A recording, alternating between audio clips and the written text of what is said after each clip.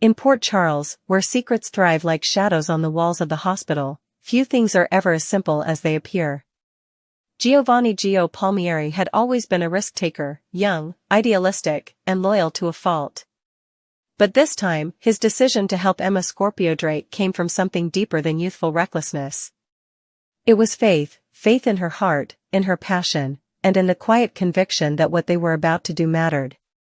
Emma's mission was clear in her mind: to protect animals from cruel experimentation, to shine light on the suffering hidden behind sterile glass and scientific jargon. To her, this was justice.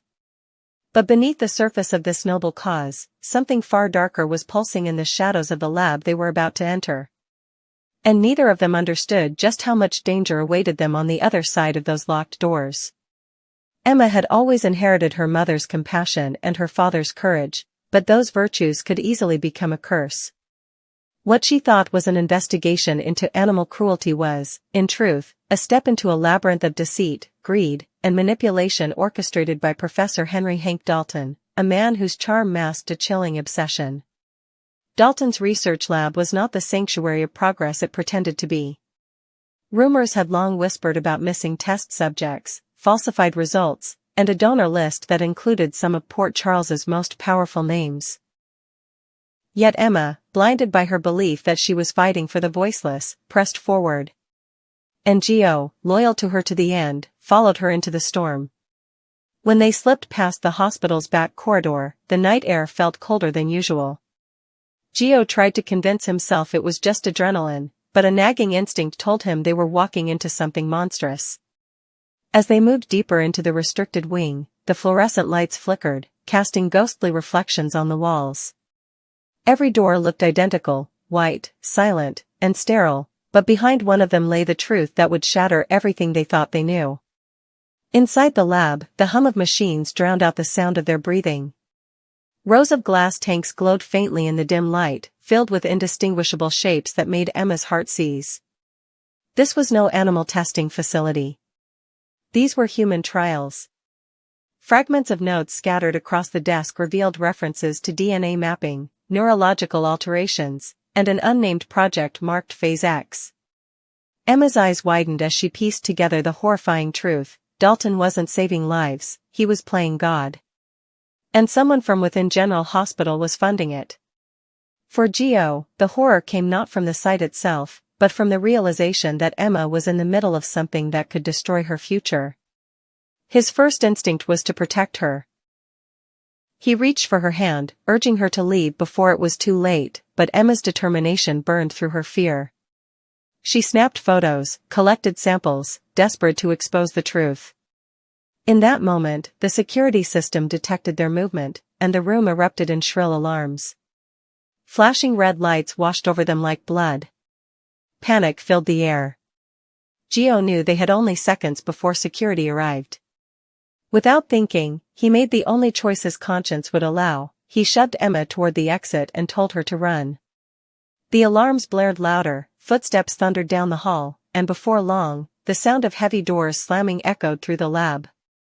By the time Dante Falconeri and his team arrived on the scene, Gio was standing alone amid broken glass and stolen data, his expression calm but defiant. The next hours unfolded like a slow-motion tragedy. Dante, torn between his duty as a detective and his growing connection to Gio, could hardly believe what he was seeing. He had only just begun to build a fragile bond with the young man, one that hinted at something deeper, perhaps even blood ties, and now he was forced to treat him as a criminal. Gio refused to name Emma, insisting he acted alone, that she had nothing to do with the break-in. His self-sacrifice only deepened Dante's conflict. Back at the station, Dante's thoughts raced. The evidence was damning, but his instincts told him this wasn't a simple act of vandalism or teenage rebellion. He'd seen the same haunted look in the mirror before, someone trying to protect others, no matter the cost. But as the hours passed, Dante's superior officers began asking questions he didn't want to answer. Was he too close to the case? Was his judgment clouded? And what would happen when the truth about his connection to Gio finally came to light? Meanwhile, Brooke Lynn Quartermain's world began to spin out of control. When she learned of Joe's arrest, her first reaction was disbelief, followed swiftly by fury, at the system, at the injustice, at Dante himself. She saw in Gio not just her son, but the reflection of every mistake she had ever made, every consequence she had ever tried to bury. To her, Dante's role in this felt like betrayal. Her anger burned so fiercely that it threatened to consume every fragile thread of their relationship. Yet underneath that anger was something rawer, fear. Fear that Joe's involvement in this scandal could ruin him forever, that one wrong step could turn his idealism into a life of regret. She stormed through the corridors of the police station, demanding answers, demanding mercy. But Dante, hardened by years of balancing duty and heartache, stood his ground. He wasn't sure what hurt more, the disappointment in Brooke Lynn's eyes or the knowledge that he might have to be the one to break Joe's spirit in order to save him from something worse. The fallout from the lab break-in spread quickly through Port Charles. Whispers turned into rumors, rumors became headlines. Dalton denied everything, portraying himself as the victim of reckless intruders. Yet those who knew the city's undercurrents, those who had seen corruption infect even the purest intentions, suspected that the truth was far more complex. Britt Westbourne's name surfaced when Dante discovered that Gio had used Rocco's help to steal her car keys for access to the lab. The revelation ignited a new wave of tension. Britt's anger clashed with guilt as she realized her own negligence had made the scheme possible. For Dante, the incident threatened to undo years of progress, not only in his career but in his personal life. His relationship with Brooke Lynn hung by a thread. His credibility as a detective was under scrutiny. But above all, he faced the unbearable possibility that Joe's rebellion was a reflection of his own past mistakes. How could he condemn a young man for following his heart when he had done the same countless times? Emma, safe for now, watched from afar as Gio faced interrogation. The guilt gnawed at her. She wanted to confess, to share the blame, but she knew that would only make things worse. Gio had protected her, not just from the law, but from a world that would eat her alive for exposing its secrets. Still, she couldn't rest. She began quietly digging into Dalton's research, determined to prove that Gio was right to risk everything. What she found in the following days: classified memos, falsified medical reports, encrypted correspondences, confirmed her worst fears. The experiments were real. And they involved people connected to Port Charles in ways no one could imagine. As the truth edged closer to the surface, alliances began to fracture. Brooke Lynn's desperation led her to reach out to powerful family contacts, hoping to pull strings and protect her son. Dante, torn between integrity and blood, considered crossing lines he had sworn never to cross. And in the hospital's corridors, whispers of Dalton's disappearance began to circulate.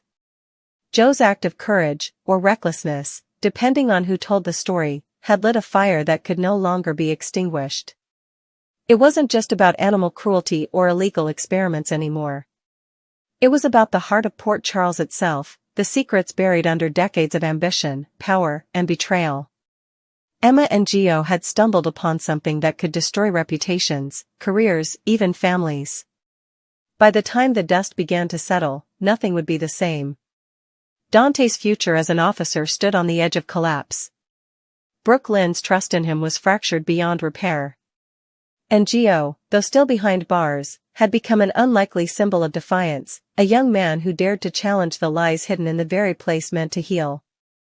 But perhaps the most haunting part was the silence that followed.